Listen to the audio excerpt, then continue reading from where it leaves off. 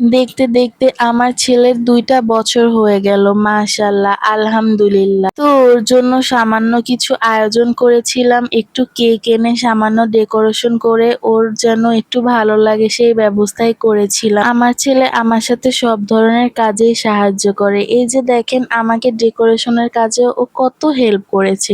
ঠিকই বেলুন ফুলাতে পারছিল না, কিন্তু ও অনেক চেষ্টা করেছিল।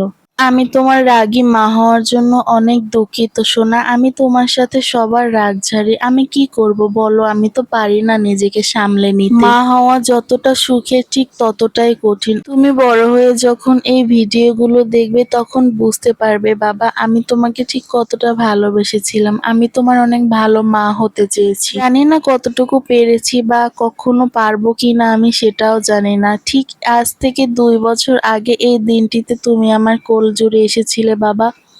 আমি কতটা যে খুশি হয়েছিলাম আমি বলে বুঝাতে পারবো না। তুমি আমার জীবনের অনেক বড় একটা পাওয়া বাবা। আমি কখনো এটা মুখের ভাষায় প্রকাশ করতে পারবো না। যাই হোক সবাই আমার বাবার জন্য দোয়া করবে। ও যেন মানুষের মতো মানুষ হতে পারে। আর এই তো দাদা বাড়িতে থাকায় এখানেই সবকিছু হয়েছিল। দাদা দাদি তারপরে ওর ফুফাতো ভাই ফুপু ফুপা সবার সাথে ছবি তুলেছিল।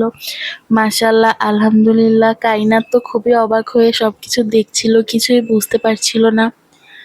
সবাই দোয়া করবেন আমার পরিবারের জন্য। সবাই অবশ্যই মাশাআল্লাহ বলবেন। সবাই দোয়া করবেন ও যেন হাসি খুশি থাকে। সবাই ভালো থাকবেন, সুস্থ থাকবেন। আর দেখা হবে অন্য কোনো ভিডিওতে। আল্লাহ হাফেজ।